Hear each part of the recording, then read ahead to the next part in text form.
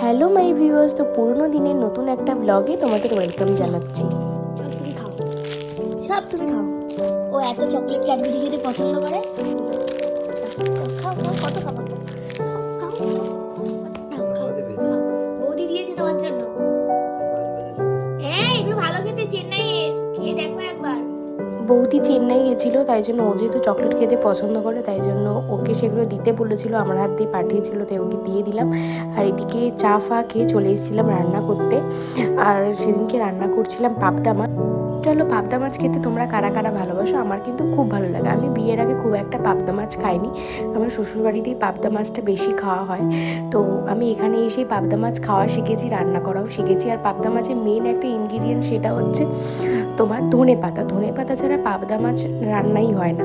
তো যেদিন পাবদা মাছ বাজার থেকেও নিয়ে আসে সেদিন ধনেপাতাটা নিয়েও আসে, সেটা আর ওকে বলতে হয় না।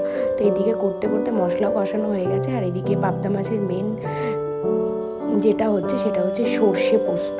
তো সেটা দিয়েই পাবদা মাছগুলো ছেড়ে দিলাম।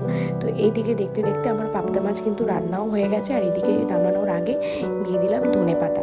দেখো কালারটা কি সুন্দর এসেছে না? আমি বেশি অংশ দিয়ে রান্নাবান্না করার পরেই স্নান করতে যাই। রান্নাঘরে জানোই এত তাপ থাকে, তো এই জন্য মনে হয় স্নান করলে খুব ফ্রেশ লাগে। তো স্নান টান করে চলে আসলাম, এবার খেতে বসে পড়েছি। ওই পাবদা মাছ ছিল আর শাশুড়ি মা চুনো মাছ করেছিল, তো সেটাই দিয়েছিল। তারপর খেয়ে দিয়ে একটু রেস্ট করে নিয়েছিলাম, তারপর রেডি হয়ে চলে গেছিলাম স্পেন্সারে। তো আমার কিছু না থাকলে আমার খুব একটা অসুবিধা হয় না, কারণ একদম বাড়ির সামনে, মানে 1 মিনিট লাগে আমার স্পেন্সার যেতে। তো ময়দা শেষ হয়ে গেছিলো, তাই জন্য স্পেন্সার থেকে ময়দাটা নিয়ে আসলাম, কারণ রাত্রেবেলা হবে লুচি। তো বাড়িতে একজন গেস্ট আসবে, কি আসবে সেটা তোমরা অবশ্যই দেখতে পাবে। তো তাকে আনতে গেছিলাম, তো তাকে নিয়েই চলে গেলাম বারাসাত বইমেলা দেখাতে। বললাম চল, অনেক তো নয়াটি বইমেলা দেখলি, এবার বারাসাতে বইমেলা দেখি। আর বান্ধবী এত বই প্রেমী, সে তো এসে বই দেখতে ব্যস্ত হয়ে গেছে, আর এখানে চলছিল প্রোগ্রাম।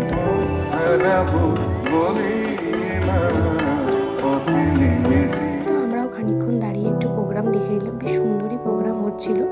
আর তারপরে একটু কিছু ভিডিও ফটো, যেটা আমরা না করলে নয়, তো সেগুলো করে। আর ওর পাশেই ছিল একটা মোমোর দোকান, তো ওখানে স্পেশালি মোমো পাওয়া যায়। তো আমার বর তো একদমই ঝাল খায় না, তাই আমার বান্ধবী বলছে যে ও কী করে, পল কী করে এতটা ঝাল খাবে। বললাম এটা না মোমো, তো তাই জন্য ঠিক ঝালটা খেয়ে নেবে, কোনো অসুবিধা হবে না। আর আমি ভিডিও করার চক্করে পুরো গরম মোমোটা মুখের মধ্যে ঢুকিয়ে দিয়েছি, আর এত গরম লেগেছে কি বলবো। আর মোমো দেখবে খুব গরম হয়। তো এখানে ভিডিওটা শেষ করলাম। আজ তবে আসি, দেখা হচ্ছে অন্য একটা ভিডিওতে। টাটা।